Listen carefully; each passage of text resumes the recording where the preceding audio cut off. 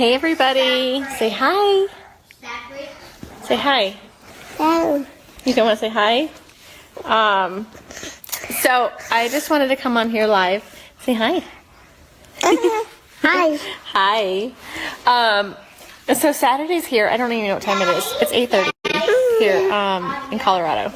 And I love waking up now on Saturdays and being able to enjoy my family. We never have to... Careful, Cece. We never have to really, we never have it determined where we're going. No plans, really. Summer's coming. And we're super excited. Bella, come here for a second, baby.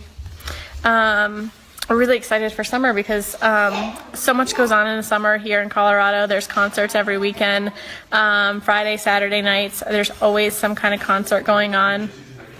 And get together with friends, cookouts, and just enjoying life. And I'm really excited this summer because some of the amazing things that go on the weekends were when I was working for a company where I had to be in every weekends because that's the demand. The demands were always the weekends, so I needed more help. So I feel really blessed this summer. I'm going to San Diego with Chris. We're going June 22nd through the 26th. No, the 26th we come home at 1:30 in the morning. And then the 26th, that afternoon at 5:30 at night, Bella, Cece, and I and my dad are flying back to North Carolina for 6 weeks. 6 weeks we're going to be in North Carolina, Cece, right? And we're going to go spend time with our families and friends and everything else. And then we're going to come back August 7th. And then I fly to Scottsdale, Arizona on the 11th for a mini little retreat with my team. And we're going to have a lot of fun. What are you doing? This child does not sit still ever. Look at this.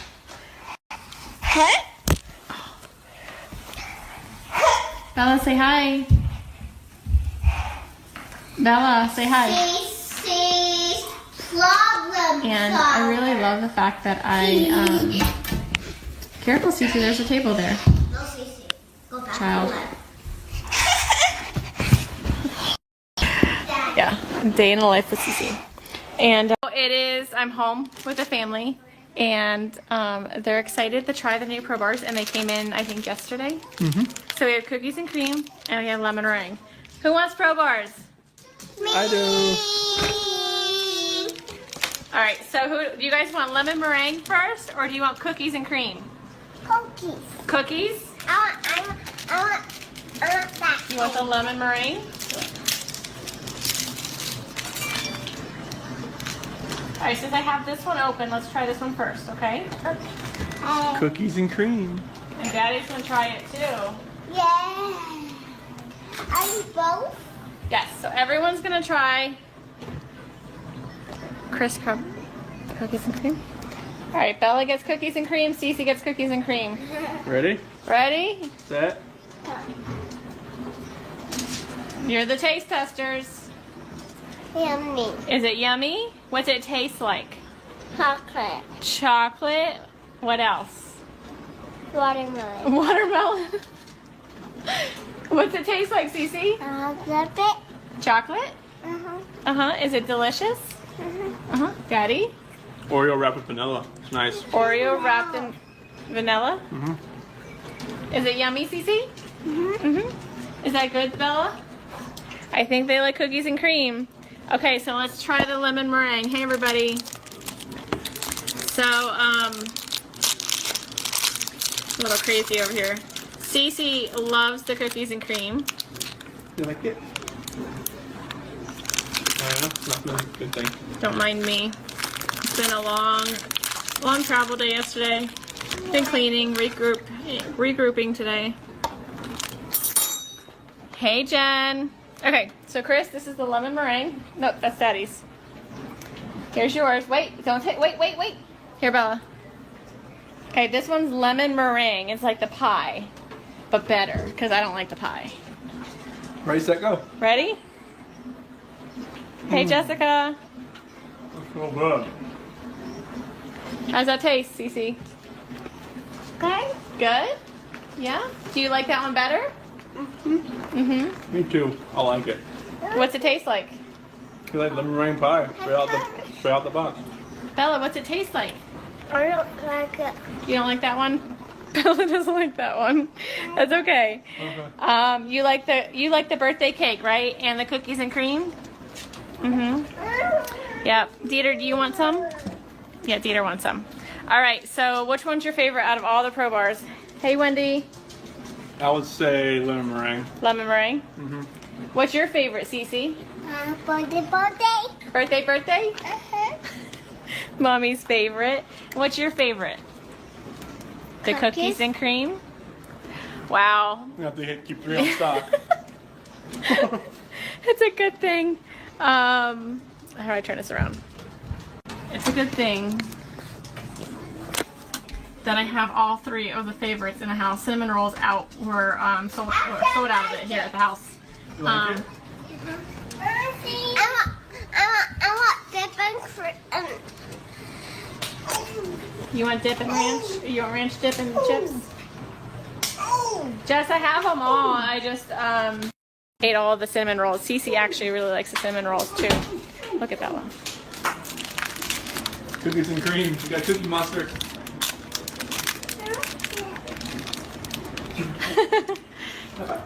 I'm guessing you like it, kiddo. You like it? You want the lemon meringue, Cece? No, she didn't like that one. I don't like that. Daddy will finish it. Yep. All right, you guys. So that's our family. Making sure I didn't miss anything. Hey, everybody. So we're a mixed family. Apparently, birthday cake is a winner for me and Cece. Bella loves the cookies and cream, and Chris is lemon meringue. Surprisingly, because he's a cookies and cream guy. Yeah. So super excited. I love it that it's a healthy snack, and Cece can eat it because she has a tree nut allergy, and none of our products are made in a facility that handles nuts at all. So Cece can have them. There's 0 nuts in them, and it's the only go-to bar. We can't do processed bars. We can't do anything like that because Cece can't have any of it because it's all processed in a plant where there's tree nuts or nuts. So it's really nice that she can have it. It's a quick snack for mommy. It's always in my bag, and I can just give it to her. And I heard you, baby. I heard you. She wants ranch and dip. She's my child. Thanks, Kat. So it's really nice. It's convenient for me as a mom that I can just carry them in my purse. Chris Watts, WATTS. Wow. What's going on right now around your house? Right now, it's got K9 units, the sheriff's department. Everybody's they're doing their best right now to figure out if they can get a scent, see where they went. If they went on foot, they went in a car, or they went somewhere. And right now, it's just they've been on point. They're going through the house trying to get a scent, and hopefully they can pick something up to where it's going to lead to something. What happened? Your wife came home. Tell me what's. She came home from the airport 2 a.m. and I left around 5:15. She was still here, and about 12:10 in that afternoon, her friend Nicole showed up at the door. I had texted Shanann a few times that day, called her, say but she never got back to me. But she wasn't getting back to any of her people as well, and that's what really concerned a lot of people. Is if she's not getting back to her, if she doesn't get back to me, that's fine. She gets busy during the day. But she didn't get back to her people, which was very concerning. And Nicole called me when she was at the door, and that's when I came home. And then walked in the house, and nothing was vanished. Nothing was here. I mean, she wasn't here. The kids weren't here. Nobody was here. What's your wife's name? Shanann, SHANANN. What's your kids? Bella and Celeste. How do you spell it? Celeste. CELESTE. How old are your daughters? 4. Bella's 4. Celeste is 3. And so, how many times did you try calling her? I called her 3 times, texted her about 3 times just to say, what's going on. After I called her and texted her once, it's maybe she was just busy. Like she just got back, you know, like everybody's probably calling her from her trip. She just got back from Arizona. I figured just she was just busy. But when her friend showed up, that's what it was like. It registered like, all right, this isn't right. Do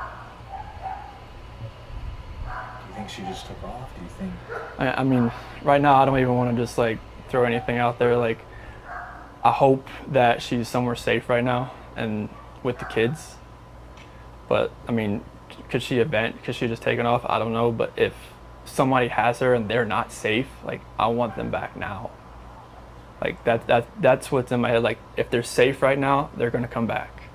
But if they're not safe right now, that's the not knowing part. Like if they're not safe, last night I had every light in the house on. I was hoping that I would just ran over by the kids running in the door and just like barrel rushing me, but it didn't happen. And it was just a traumatic night trying to be here. I'm gonna ask some kind of tough questions about your relationship with your kids. Yeah, I mean, yeah, my kids are my life. I mean, those smiles light up my life. And just like, I mean, last night, like during like you know, when they usually eat dinner, it was just like I miss them. Like, I mean, I miss telling them, hey, you got to eat that, or you're not gonna get your dessert, you know, and just like you're not gonna get your snack after. I miss that. Like I miss them, you know, cuddle up on their couches. They have like a Minnie Mouse couch and a Sophia couch that they cuddle up on and watch, you know, Bubble Guppies or something. And it was just like, you know, it was tearing me apart last night, and I needed that. I needed that last night, and for nobody to be here last night and to go into their rooms and know that I wasn't going to turn the rain machines on, and I know that I wasn't going to turn their monitor on, and know I wasn't going to kiss them to bed tonight. It was that's why last night was just horrible. I couldn't do it. I want everybody to just come home. Like wherever they're at, come home. That's what I want.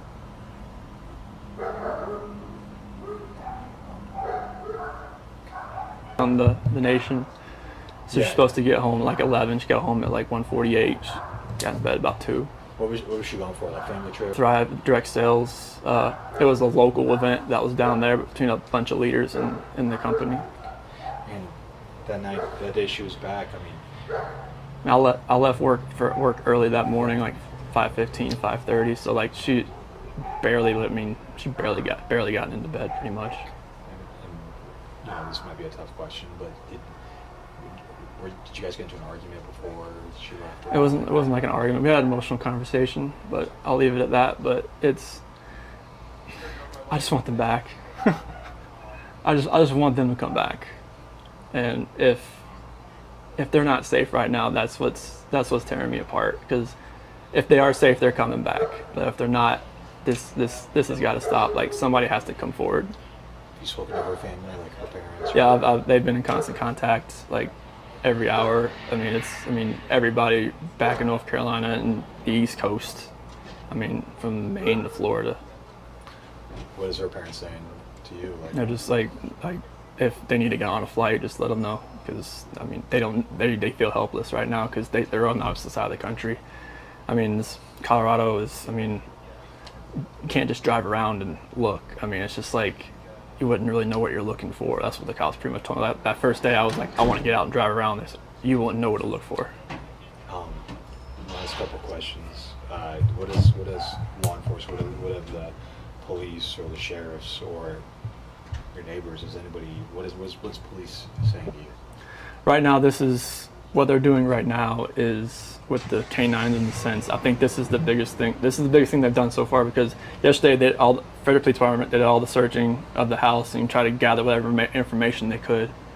And with the detectives, officers, and sergeants, and today it's, I mean, obviously with all the activity that's around, there's a lot going on around here, and I really hope that all of this can lead to something positive.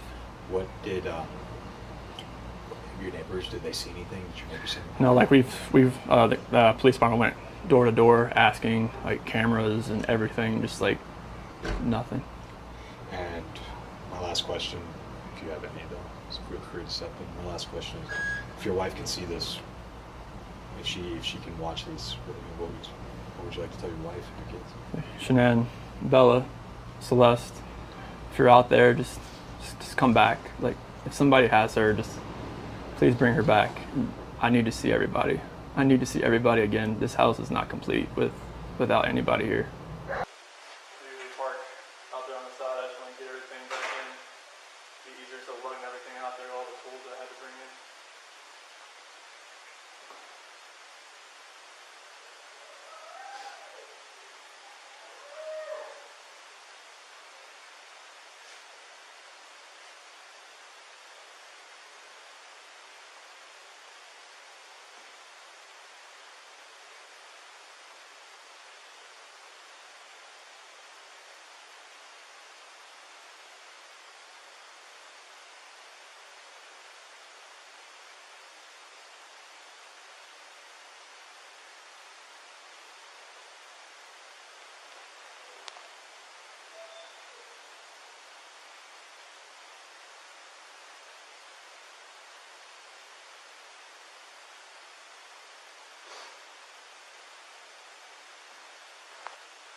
What else can I do with this?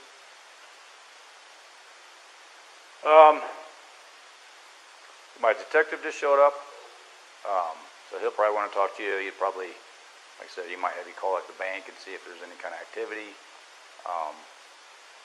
Because if there is any sort of action out I know there, his camera's I would have got it. like Right. we had issues the other week when people were stealing stuff out of like garages and stuff like that, and I had parked my truck I right had here. to park right here. Yeah. So someone, See if I could anything see where happened. someone tried to jimmy with a flathead screwdriver over there, and it was just like, But if any action would have happened, any cars or anything left your house, I would yeah, have if it got would it. have been like right in that area, they should have picked. I mean, Oh, it'll pick up anything coming down the street this way. you know where that tree there too? Oh, yeah. Okay.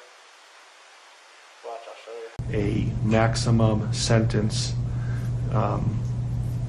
would be appropriate, and anything less than the maximum sentence would depreciate the seriousness of this offense. So the court is going to sentence Mr. Watts as follows. With regard to count number 1, murder in the first degree as it relates to Shanann Watts, the court is going to sentence you, sir, to a life sentence in the Colorado Department of Corrections, followed, with no possibility of parole. And that is going to run consecutively to all but counts 3 and 4. With regard to count 2, as it relates to murder in the first degree with Bella, the court is going to sentence you to life in the Colorado Department of Corrections with no possibility of parole. With regard to count number 3, the court is going to sentence you as it relates to Celeste to life in the Colorado Department of Corrections with no possibility of parole. It started like any other night. Nothing about it felt unusual at first. No warning signs, no clear indication that anything was about to go wrong. Shannon moved through her evening the way she always did, surrounded by the familiar rhythm of her life. The kind of routine that feels safe, predictable, normal. And maybe that's what made what happened next so hard to understand. Because when something tragic comes out of a moment that seemed completely ordinary, people start asking questions that don't have easy answers. Shannon wasn't someone people worried about. She was known, she was loved, and she had a presence that made others feel at ease. The kind of person who checked in on others, who showed up when it mattered. But that night, something shifted, quietly, almost invisibly. At some point, there was a moment, a small one, the kind that would have gone unnoticed if everything had ended differently. Maybe it was a missed message, a delayed response, or a change in tone that didn't seem important at the time. But looking back, it feels like the beginning of something. The beginning of a situation no one saw coming. Because whatever happened that night didn't unfold the way people expect. There was no clear struggle, no obvious sign that something had gone terribly wrong. At least not at first. And that's what made it so confusing. How could something so serious happen without anyone realizing it in time? If you've ever followed a story where the smallest detail changes everything, make sure you like and subscribe, because this one isn't as straightforward as it seems. Because as the night went on, something began to take shape. Something that would later explain why, in the moment it mattered most, Shannon couldn't defend herself. And at the time, no one even realized it was happening. When people began looking back on that night, they didn't start with what happened. They started with everything that came before it.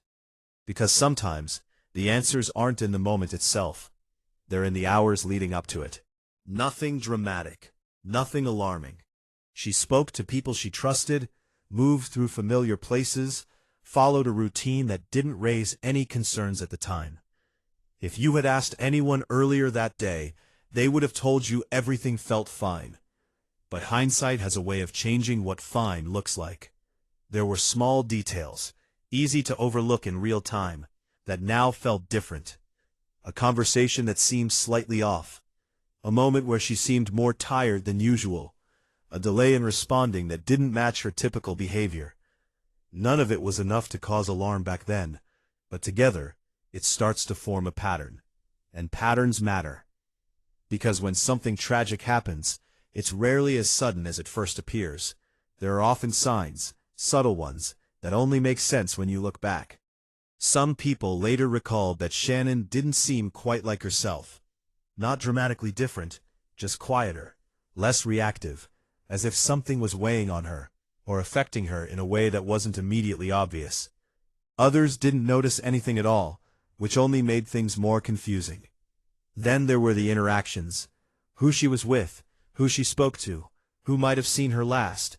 Each account added another piece to the puzzle, but not all of them fit perfectly together. Some timelines overlapped in ways that didn't fully make sense. Certain details felt incomplete, like parts of the story were missing. And if you've been following closely, don't forget to share this, because sometimes the smallest details are the ones people overlook the most. Because one thing was becoming clear. Shannon may have been in a vulnerable state long before anyone realized it.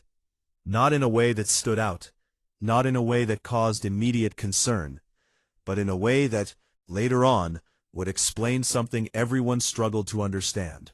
Why, when everything happened, she wasn't able to react the way anyone expected.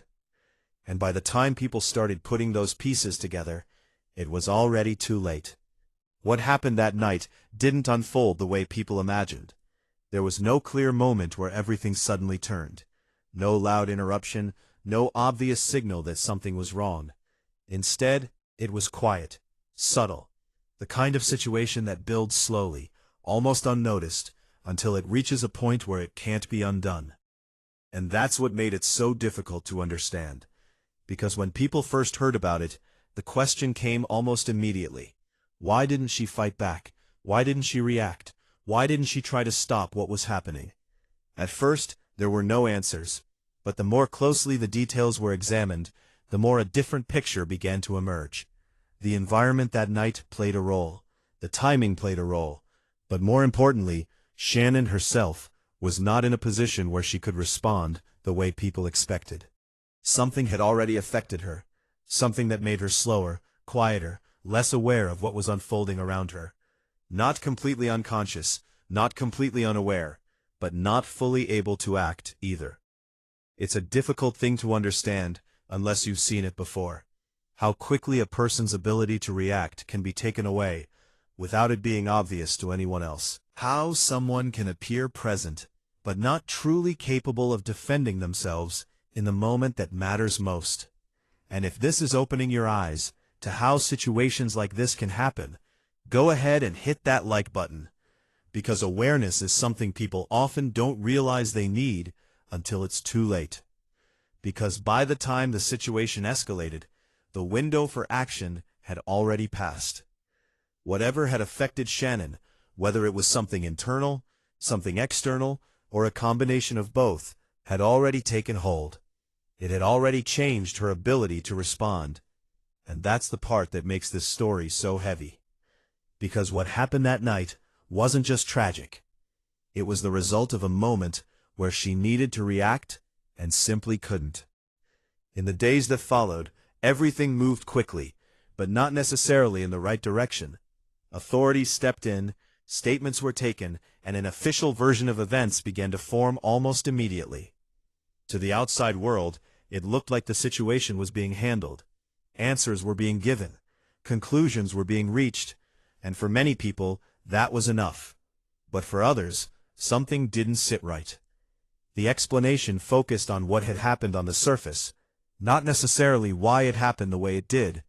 The key detail, the reason Shannon couldn't defend herself, was mentioned, but not fully explored. It was treated as a side note, rather than the center of the story, even though it changed everything. And that's where the questions began. Why wasn't more attention given to what affected her that night? Why did it seem like the most important detail was being minimized? Some accepted the official findings without hesitation. It was easier that way. Easier to believe that everything had been properly investigated, that nothing significant had been missed. But others weren't convinced. They started revisiting the timeline, looking again at the hours leading up to that night, asking questions that hadn't been asked before. And the more they looked, the more it felt like something had been overlooked. Not intentionally, maybe, but overlooked all the same. There were gaps in understanding, moments where the explanation felt incomplete, and when people tried to push for clarity, the responses they received were often vague, careful, or simply repeated what had already been said. Let me know what you think. Do you believe everything was properly investigated, or does it feel like something important was missed? Because when a key piece of information isn't fully understood, it doesn't just leave a gap, it affects everything around it. And in this case, that missing understanding meant that the full truth of what happened that night remained just out of reach. Not hidden completely, but not fully seen either. And that made it harder for anyone to truly understand just how preventable it might have been. Now, looking back on everything, the hardest part isn't just what happened that night. It's understanding why it happened the way it did. Because the truth, when it finally comes into focus, isn't loud or dramatic. It's quiet, subtle, built from small details that didn't seem important at the time, but together explain everything. And in Shannon's case, those details point to something deeply tragic. She didn't fail to defend herself. She couldn't. That's the difference that changes the entire story. What affected her that night, whether it was exhaustion, disorientation, or something that impaired her ability to react, wasn't fully recognized in the moment. It wasn't understood for what it truly meant. And because of that, the situation unfolded in a way no one expected, and no one was prepared to stop. It's easy after something like this to ask what someone should have done differently, to imagine how things could have changed if only there had been a different reaction, a different decision, a different outcome. But sometimes, those questions miss the point. Because sometimes, the ability to react is taken away before anyone even realizes it. And that's what makes this story so important. It's not just about one night, it's about awareness. About recognizing that vulnerability doesn't always look obvious. That someone can seem present, aware, even responsive, and still not be in control of what's happening around them. If you've stayed with this story until the end, make sure you subscribe and share, because stories like this aren't just meant to be heard, they're meant to be understood. Because the truth here isn't just tragic, it's a reminder.